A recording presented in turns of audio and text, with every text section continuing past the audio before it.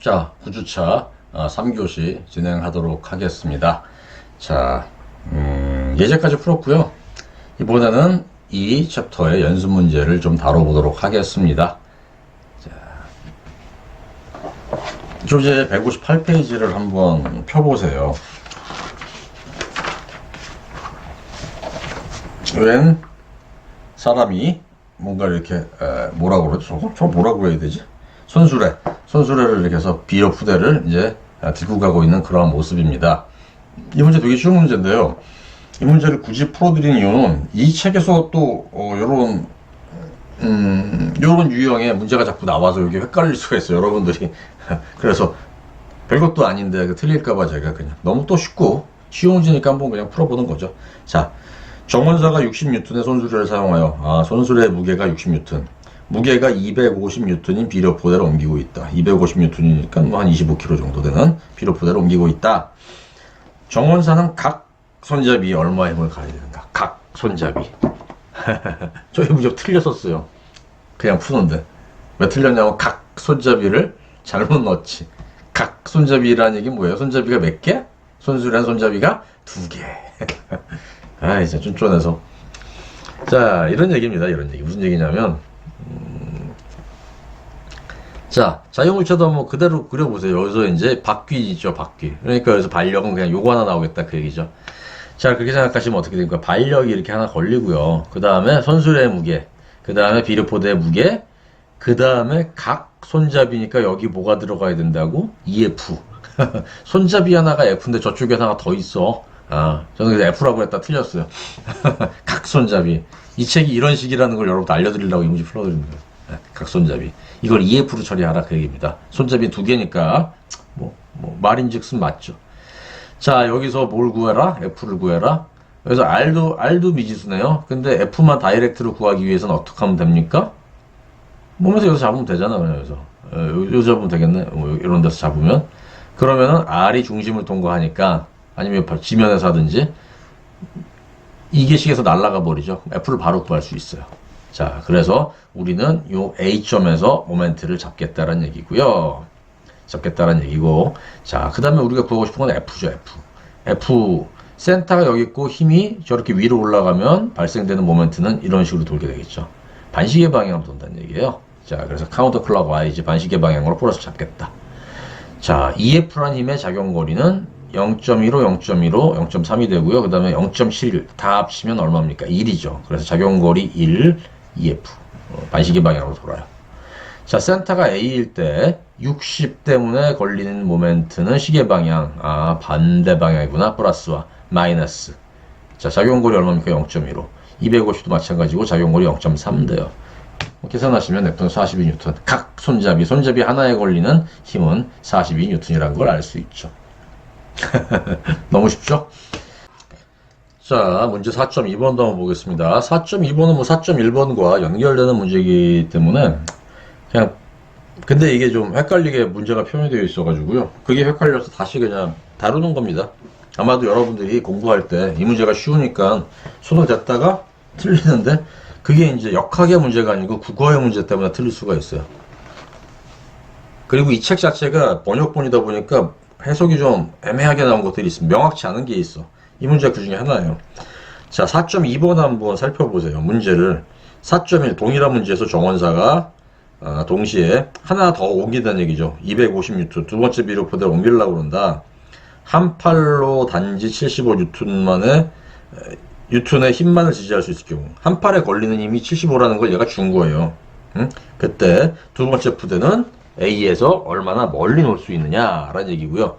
당연히 어떠한 푸대를 여기다 놨다. 그러면 모멘트가 작게 걸리잖아요. 뒤로 가면 뒤로 갈수록 점점 더 모멘트 작용거리가 길어져서 더 큰 모멘트가 필요하게 돼요. 그래서 한계가 있다는 얘기죠. 그래서 두 번째 포대를 256짜리 포대를 놨을 때 얘가 얼마나 멀리 갈 수 있냐, 그걸 구하는 문제입니다. 자, 근데 지금 보시면 뭐 그런 문제고요. 근데 한 팔에 걸리는 힘은 75N인데 그게 또 양쪽 팔에 있겠죠. 20 그대로 유지가 되고요. 자, 그래서 여기서 우리가 구하고자 하는 것은 이 X라는 거. 별다른 어려운 문제는 아닙니다. 근데 말이 조금 헷갈릴 수가 있어요. 자, 그래서 마찬가지로 x를 구하기 위해서 a점에서 모멘트를 구했고요. x를 구하기 위한 것은 x는 250이랑 곱해지니까 뭐 기왕이면 이렇게 도는 녀석을 플러스로 만들면 좋겠네요. 그래서 시계 방향이 플러스다. 시계 방향 플러스다. 그래서 250 때문에 걸리는 모멘트는 250x가 되고요. 자, 같은 방향, 시계 방향으로 60N의 작용거리 0.15. 그 다음에 첫 번째 비료푸대 250N 때문에 걸리는 모멘트 0.3 작용거리 나오고요.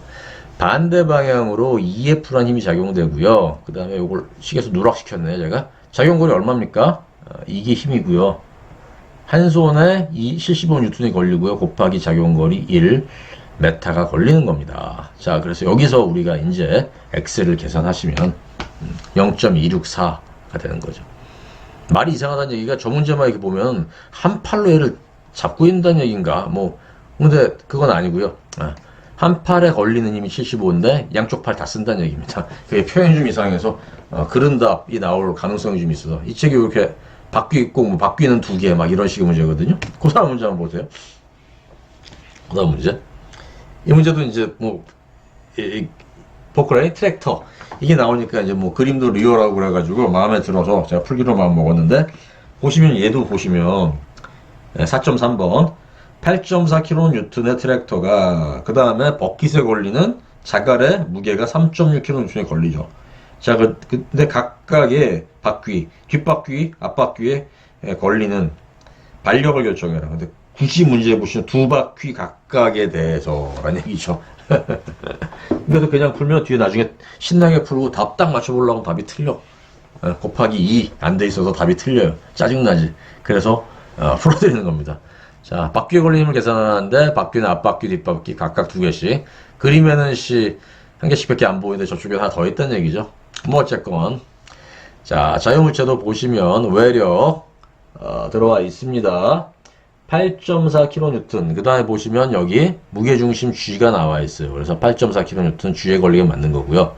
그 다음에 버킷에 걸리는 자갈의 무게 3.6. 이 외력이죠. 발력은 자, 외력들이 전부 다 어떤 방향? 지금 보시면 Y 방향이에요. 게다가 얘들은 바퀴니까는 뭐 X 방향 발력은 없다는 얘기죠. 어차피. 그리고 어쨌거나 주어지는 작용력이 Y 방향 작용력이기 때문에 발력조차도 그냥 Y 방향 발력밖에 없다.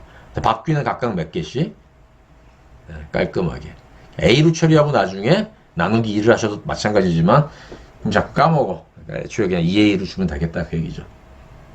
참고로 저는 이런 식의 문제는 잘 안 냅니다. 이런 식으로 보이지도 않는 바퀴 내라 뭐 구해라가 잘 안 내. 근데 이 책은 좀 그렇게 돼 있어서. 자, 어쨌거나 여기서 보시면 문제는 별로 안 어려워요. 그래서 이거 두 개 못 구하겠습니까? X방향인 평형은 필요 없고요. Y방향 평형과 모멘트 평형 하나만 잡아주시면 돼. 아니면 모멘트 평형 두 개 잡아주셔도 돼. 자, 가령 제가 B에서 요점에서 모멘트를 잡았던 얘기죠. 그러면 A에 대한 답을 구할 수 있어요. 얘가 없어지잖아. A에서 잡으면 얘도 없애버릴 수 있어요. 자, 일단 B에서 모멘트를 잡습니다. 그 얘기는 무슨 얘기냐면 B에서 잡는다는 얘기는 이 A를 구하고 싶다는 얘기죠. 그럼 B를 중심으로 봤을 때 A 때문에 걸리는 모멘트의 방향은 이런 방향이죠. 자, 시계 방향이에요. 한번 계산해 볼까요? 2A 작용거리 0.5 1 더해주니까 작용거리는 1.5가 됩니다. 자, 이렇게 돌죠. 자, 8.4 때문에 걸리는 모멘트의 방향은 이렇게 되겠죠. 무슨 방향이에요? 반시계 방향. 부호는 마이너스. 힘 8.4 작용거리 여기서부터 여기까지 1. 자, 지금 보시면 3.6 때문에 모멘트가 또 이번에는 어떻게 걸려요? 시계 방향으로 걸리네? 플러스. 오케이. 무게 3.2. 그 다음에 작용거리 1.25. 끝. 자, 여기서 A를 풀으시면 여기 큰 바퀴 하나에 걸리는 힘은 1.3이다라는 얘기죠. 자, 물론 여기서 또 모멘트를 잡으시면 이렇게 돌려가지고 뭐 B를 구하실 수도 있겠지만 그거보다는 뭐 Y방향 힘평형 잡는 게 좋겠죠. 자, Y방향 힘평형 올라가는 2A 올라가는 2B 플러스 내려오는 마이너스 8.4 내려오는 마이너스 3.6 여기서 A를 넣어주시면 B는 굉장히 쉽지 않습니까? 앞에 문제나 얘나 전부 다 뭡니까? 다 X방향 작용력이 없어요. 그러니까 전부 다 그냥 Y방향 빠지고요. 그러면 우리 써먹을 수 있는 식이 어차피 X방향 힘이 없기 때문에 Y방향 평형과 그다음 돌리는 모멘트 평형 두 개만 잡아주면 되는 굉장히 쉬운 그런 문제죠. 자, 그런 문제로 끝날 리는 없고요. 4.4번 책에서 보시면 문제가 단순해요. 딱 보시기에 단순한데 이 문제는 조금 여러분들이 생각을 하셔야 되는 문제예요. 그냥 풀면 접근이 잘 안 되는 약간 센스가 필요한 문제라서 제가 좋아하는 문제입니다. 좋아하는 문제고 여러분들 명확하게 좀 이해를 하셨으면 좋겠어요. 지금 이 문제를 한번 읽어보세요. 답만 잡고 보시려고 그러시면 안 되고요. 답을 항상 가리고 문제를 봤을 때 내가 이러한 부분으로 접근이 가능한지 여러분들이 항상 체크해 보셔야 됩니다. 자, 보시면 4.4번 4.4번 4.5번이죠. 4.5번 저기서 문제 쪽에 틀렸네요. 이해하시고요. 4.5번이죠. 4.4번이 아니고 4.5번입니다. 자, 세 개의 하중이 그림과 같이 B와 D에 부착된 케이블에 매달려 있다 라는 얘기고요. 보의 무게는 무시한다. P는 0이다. 이 식도 참 웃겨. P는 0인데 저기다 왜 그려놨는지 잘 모르겠어요. 하나가 P는 0이랍니다. 자, 근데 그 다음 보세요. 케이블이 느슨하게 되지 않은 Q 값의 범위를 결정해라. 여러분들 역학 문제 풀 때 범위를 결정하라는 문제가 나오면 주의하셔야 돼요. 값 하나 내는 문제가 아닙니다. 범위를 결정하라. 값을 두 개를 구해야지 최대값, 최소값이 나온다는 얘기죠. 이게 그런 문제예요. 그 다음에 느슨하게 되지 않는다? 이게 역학적으로 무슨 의미를 가지고 있을까라는 얘기죠. 곰곰이 한번 보세요. 알려드릴게요. 지금부터. 일단 그림에서 P 값은 의미가 없어요. 그러면 이제 힘이 여기다 하나 걸리고요. 얘는 이미 줬잖아. 7.5라는 힘은 하나 줬어요. 근데 여기가 변수란 얘기지. 케이블이 느슨하게 된다. 그럼 생각해 보는 거죠. Q가 어떠한 값이 걸리는데 Q가 굉장히 커요. Q가 커. 그럼 얘가 어떻게 될까요? 양쪽에 매달려 있지만 Q가 크면 얘가 여기를 기준으로 이런 식으로 기울어지지 않겠어요? 그쵸? 얘가 기울어지면 여기서 큰 힘을 받겠지만 여기는 어느 순간 이렇게 들어 올라가면서 여기가 장력이 풀려버리죠. 장력은 뭡니까? 인장력만 받지 충격은 받지 않아요. 자분해길 때 팽팽하게 해서 힘을 받지만 얘를 누르면 어떻게 돼? 얘를 누르면 얘가 힘을 받는 게 아니고 줄이 꼬부러지죠. 이 경우가 되는 거예요. 느슨하게 되면 힘을 안 받아요. 거꾸로 Q가 작다라고 생각해 보세요. 작으면 어떻게 돼? 이게 너무 큰 거지. 그럼 얘가 마찬가지로 이번에 이렇게 들려요.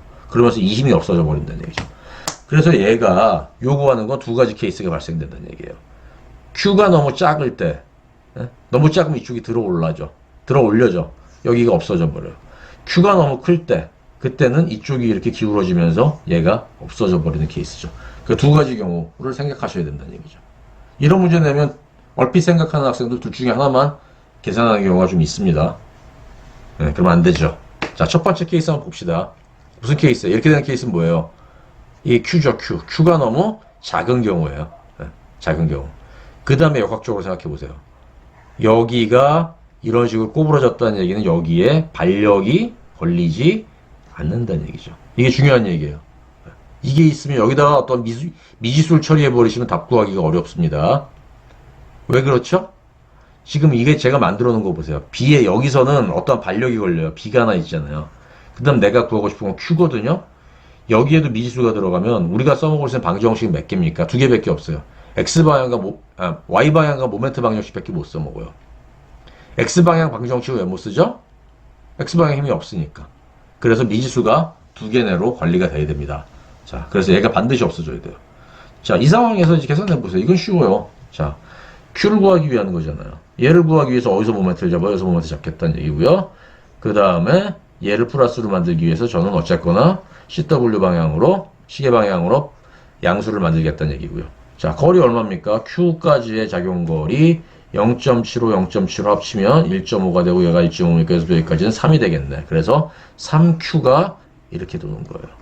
이렇게 도는 애는 누가 있어요? 7.5kN이 B를 중심으로 했을 때 이렇게 돈다는 얘기죠. 거리는 0.5. 식자체 너무 쉽잖아. 그래서 Q 구하면 이거예요. 근데 이게 무슨 케이스예요? Q가 너무 작아서 여기가 들어 올려질 경우예요. 그래서 Q의 무슨 값입니까? 이거는 Q의 최소값이다. 최소값이다. 그렇기 때문에 Q는 얘보다는 커야지 얘가 팽팽하게 됐다라고 표현하는 겁니다. 오케이?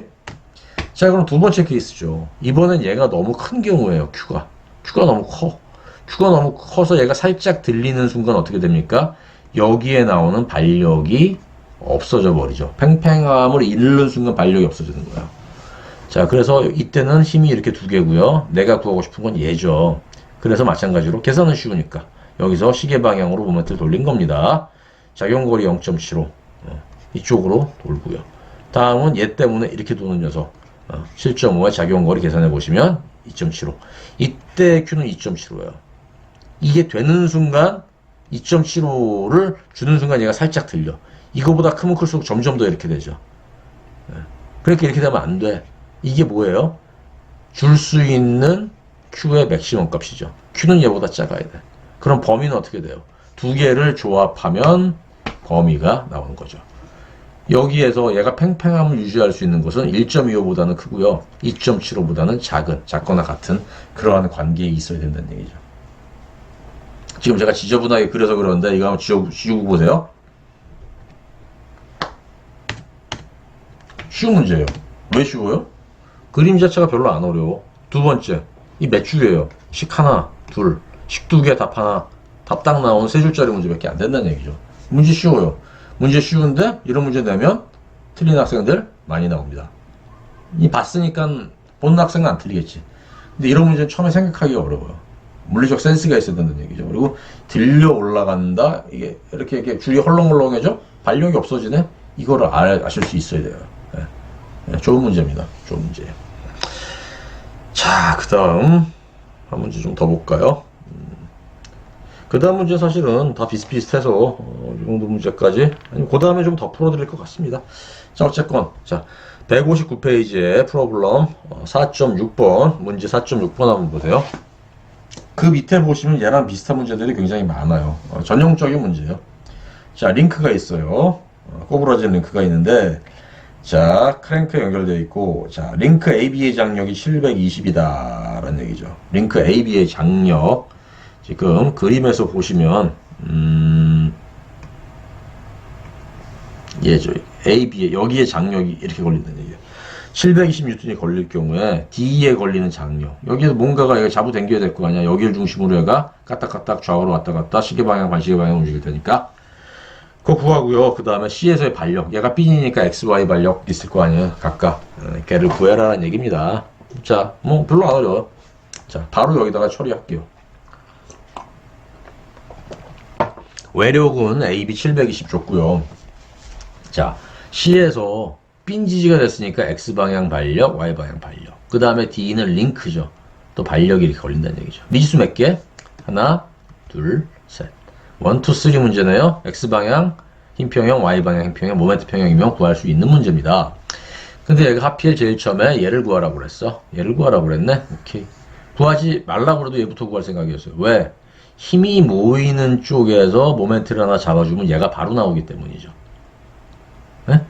무슨 얘기입니까? 여기서 모멘트를 잡으면 얘들이 식에서 없어져. CX, CY가. 그러면 얘하고 얘의 모멘트를 가지고 얘를 바로 구할 수 있다는 얘기죠. 아이고, 또 지저분해졌네. 자, 그래서 자, 다시 한번 보겠습니다. 자, 그래서 여기서 모멘트를 잡을 거고요. 봤더니 근데 720 때문에 걸리는 모멘트를 봤더니요. 여기가 뭐예요? 직각이래, 직각. 직각이면 이게 바로 뭡니까? 이게 모멘트 암, 작용 거리죠. 요것만 알면 돼. 근데 그걸 안 줬는데 구할 수 있어. 왜? 요 X거리 80, Y거리 60이기 때문에 이게 직각삼각형이잖아요. 빗변의 길이는 100으로 계산이 됩니다. 자, 그래서 AB 때문에 걸리는 모멘트, 이쪽 방향 모멘트는 720 곱하기 100이 이렇게 걸려요. 그리고 DE 때문에는 이런 방향의 모멘트가 서로 평형을 이루어야겠죠.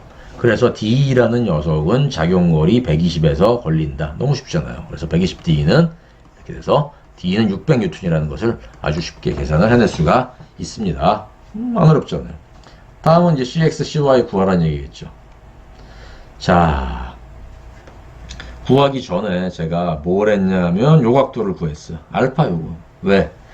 X방향인 평형 구하려고 그러면 결국 얘에 대해서 X 성분력과 Y 성분력을 알아야 될 거잖아요. 그러려고 그러면 요 알파가 필요하다는 얘기죠. 굳이 또 해봤어요. 요 삼각형을 빼서 이렇게 계산을 해본 거지. 문제에서 뭘 줬나 봤더니 여기 80. 그 다음에 여기는 뭡니까? 60이 돼요. 그러면 얘와 얘로 구할 수 있는 거는 뭐예요? 얘 탄젠트죠. 아크 탄젠트 80분의 60을 주시면 알파의 각도를 알 수 있어. 36.87도가 된다는 얘기지. 그러면은 얘를 구하면 지금 보시면 얘가 직각입니다. 얘가 직각이고 그 다음에 얘도 직각삼각형이죠. 그래서 얘가 직각이니까 요 각도는 얼마냐 하면 90도에서 얘를 빼주시 90도 알파고요. 얘가 알파니 90도 빼기 알파니까 얘도 요 각도에서 다시 얘를 빼주시면 요게 알파가 돼. 그래서 요 녀석의 각도 요게 알파라는 것을 아실 수 있다는 얘기죠. 좀 지저분해졌으니까 다시 한번 지우고 깔끔하게. 기하학적 표현을 이렇게 하나하나 표현하면 별게 아닌데, 여러분들 이걸 내실 수 있어요. 별로 어렵지는 않다라고 생각이 해도 어떻게 보면 또 잘 안 구해지는 사람도 있을 거예요. 잘 한번 생각해 보십시오. 요걸 구했고요. 요건 별로 안 어렵죠. 그 다음에 얘랑 같아지는 관계. 무슨 얘기예요? 여기가 직각이고 여기가 직각이기 때문에 그래요. 자, 어쨌거나 알파가 36.87도라는 걸 알고 있으면 x방향의 표현 잡아보십시오. x방향이 얘하고 그 다음에 이 녀석의 x성분력 얘밖에 없잖아요. 그쵸? cx는 플러스로 가고요. 그 다음에 얘는 마이너스로 가죠. 근데 이 각도를 알고 있는데 얘를 알고 얘를 구하고 각도가 여기는 사인 패턴이 되죠. 방향은 서로 반대니까 같아야 될 것이고요. 사인 패턴 들어간 겁니다. 그래서 구한 거죠. 오케이. 36.87도는 아까 구했으니까 y방향의 표현 보십시오. cy 위로 올라가고요. 그 다음에 뭡니까? DE는 아래로 내려오죠. 마이너스. 그 다음에 이 녀석의 뭡니까? y방향 성분력 아래로 내려오고 얘를 알고 얘를 구하고 사이각 알파가 들어가는 그러한 문제가 됩니다. 그래서 넘기시면 CY도 어렵지 않게 구할 수가 있다라는 얘기죠. 뭐 별거 없죠. 자, 저는 시험 볼 때 여기까지만 구하시면 돼요. 제 문제는. 근데 이 책은 주로 이 녀석에 대한 합력을 구하라고 항상 마지막에 답을 그렇게 주잖아요. 자, 그래서 X가 432만큼 같고요. 그 다음에 다시 Y로 이렇게 올라가는 C가 이렇게 돼 있잖아요. 결국 합력 얘를 구하는 문제고요. 뭐 이건 뭐 루트 씌워서 피타고라스의 정리 하시면 구하실 수 있고 그 다음에 이 사이각 알파 어떻게 됩니까? 이거분은 이거죠. 69.8도라는 걸 알 수 있어요. 그래서 아마 답은 여기다가 이렇게 줬겠죠. 책에 보시면 답이 아마 이렇게 나올 겁니다. 이런 식으로 얘가 이렇게 나오고 여기가 69.8 뭐 이런 식으로 표현되어 있을 거예요. 어쨌거나 CX, CY 구하신 다음에 답이랑 맞추시려면 이 작업을 해주셔야 되고요. 뭐 굳이 꼭 이렇게 안 해주셔도 됩니다. 근데 기왕이면 명확히 주면 좋겠죠. 자, 한 문제 더 마지막으로 풀도록 하겠습니다. 4.10번이고요.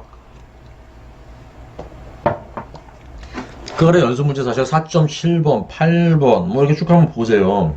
그 앞에서 풀어드렸던 4.6번이랑 다 비슷비슷한 문제들이라가지고 별로 이렇게 색다를 게 없어서 제가 안 풀어드리는 거고요. 충분히 4.6번을 이해하시면 그 다음 문제들은 다 이해를 하실 만한 문제들입니다. 장력이라든지 뭐 링크 같은 걸 연결되어 있으니까 전부 다 고정점에서의 XY 그 다음에 장력 때문에 걸리는 반력 하나 뭐 그 정도 3개 1, 2, 3 문제라고 볼 수 있어요. 자, 4.10번 같은 경우에는 알파 이 경사면 알파 값 변하는 거에 따라서 반력 구하라는 문제인데요. 하나만 제가 케이스를 다뤄볼게요. 뭔 케이스냐면 이 알파가 30도만일 때 별로 어려운 문제는 아닌데 조금 뭐 접근이 잘 안 되실까 싶어가지고 그냥 이거 언급만 할게요. 가령 첫 번째 물어보는 건 알파가 0일 때입니다. 알파가 0이라는 얘기는 뭐예요? 이게 이 평면이 이렇게 놓여 있을 때 지지가 평면으로 되어 있을 때 어떻게 된다는 얘기죠? 자, 여기서 보시면 삥 지지기 때문에 반력이 2개가 나오고 그쵸? 그 다음에 얘가 평면으로 놓이면 이게 롤러기 때문에 요 방향 반력밖에 안 나와요. 어쨌건. 근데 여기서 또 뭐죠? 얘는 Y방향 힘이네요. 얘는 혼자 놀아. 얘는 없는 애죠. 어차피. 계산할 필요가 없는 거예요. 여기서 AY, BY를 계산하실 수 있다는 얘기지, 사실은. 모멘트 잡는다고 한번 생각해 보세요, 모멘트. 여기서 모멘트 한번 잡아보세요. 이게 2개의 거리가 같죠? 그럼 어떻게 돼? 이렇게 쓸 수 있을 거예요. 이렇게 도는 녀석은 250 AY죠. 이렇게 도는 녀석은 얼마입니까? 마찬가지로 250 BY가 될 거예요. 여기서 센터를 잡았을 때 2개는 어떻게 되죠? 같아야 되죠. 그쵸? 그럼 250 날아갈 거야. 여기서 얻을 수 있는 결론은 뭐예요? AY는 BY는 같다라는 얘기죠. 근데 어떻게 됩니까? Y방향 힘표형을 잡아보시면 어떻게 되겠어요? AY와 BY는 위로 올라가죠. 내려오는 애는 330 하나밖에 없어요. 330. 그러니까 결국은 어떻게 돼? 얘네 둘은 같다며. B와 A는 같다며. 그럼 얘 나눠 먹으면 되지. 얼마에 나눠 먹으면? 100. 130이니까 65, 뭐 이렇게 되나요? 네. 160원 수준이 되나요? 곱하면 330 되겠죠? 이렇게 나온다는 얘기죠. 쉽게 나오니까. 이 그림만 나오면 별로 안 어려워요. 이런 문제도 한번 볼까요? 두 번째 케이스 결국 다 풀어드리게 되네.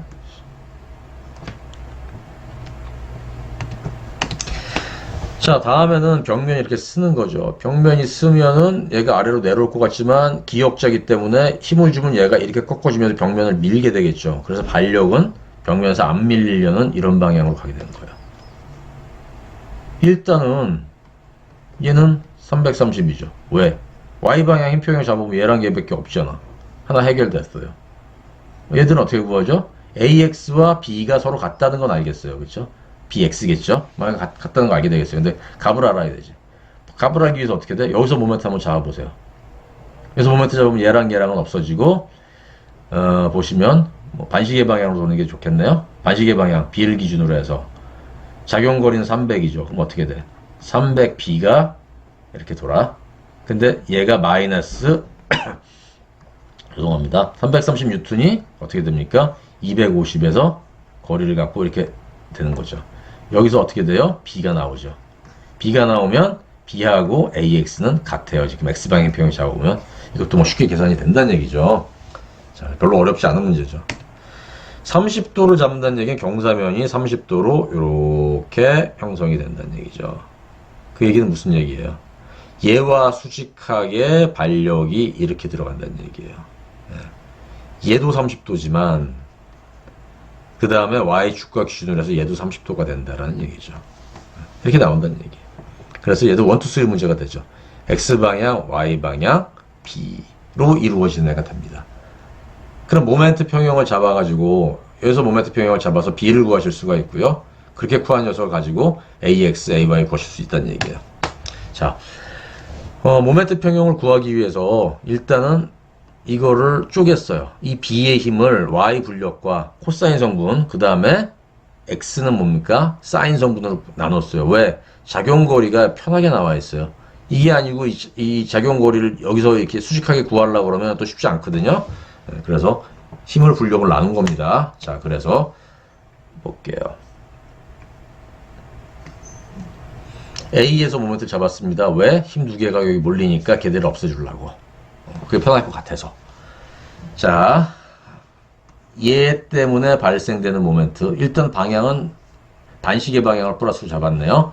그 이유는 뭐냐면 여기서 모멘트를 잡으면 합력 B를 생각해 보시면 얘가 어차피 이렇게 돌 수밖에 없잖아. 그러니까 어차피 반시계 방향이 플러스가 될 거란 얘기지. 그래서 반시계 방향을 플러스로 잡았습니다. 자, B 사인 30도의 작용거리는 얘죠, 얘. 이 거리죠. 그래서 B 사인 30도 300. 그 다음에 B 코사인 30도 마찬가지로 반시계 부호 플러스 작용거리 뭡니까? 얘잖아요. 얘 작용거리 얼마입니까? 500 네, 걸리고요. 그 다음에 봤던 얘가 있네. 이 녀석이 시계 방향으로 돌아 마이너스예요. 그렇죠?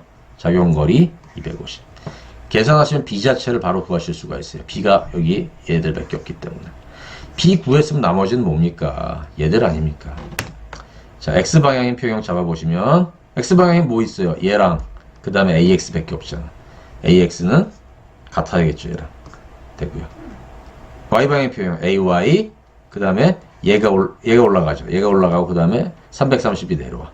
계산하시면 뭐 쉽게 구할 수가 있다라는 얘기입니다.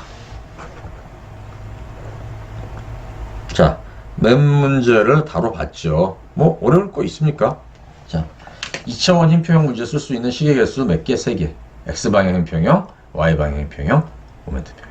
문제에 따라서 그 중에 하나는 날아갈 수가 있다. 가령 힘이 Y로만 이렇게 주어지고 있어요. 그럼 X방향 힘평형을 잡을 게 없잖아요. X방향 힘이 없는데 발력도 없고. 그럼 식 두 개가 되는 거죠. 식 세 개 중에서 모멘트만 돌려서 답을 구할 수가 있어요. 케이스 바이 케이스가 된다. 자, 일단 근데 자유물체도를 구성하실 때 자유물체도가 내가 써먹을 수 있는 시계 개수보다는 작아야 된다는 얘기죠. 걔보다 크면 어떻게 돼요? 어떤 문제가 돼? 부정적 문제가 돼요. 나중에 고체역학 배우실 때 부정적 문제를 맛을 보시기 바랍니다. 자, 마지막 정력학은 결국 문제풀이 과목이다. 문제를 많이 풀어야 됩니다. 다음 시간에 또 풀 거예요. 예, 진도 잘 따라오시고요. 그래요. 자, 이번 주는 드디어 이제 우리가 식세계를 자유롭게 활용해서 문제를 푸는, 정역학 문제를 푸는 그러한 과정을 학습했습니다. 자, 숙제들 열심히 하시고요. 다음 주에 또 뵙도록 하겠습니다. 예, 수고했습니다.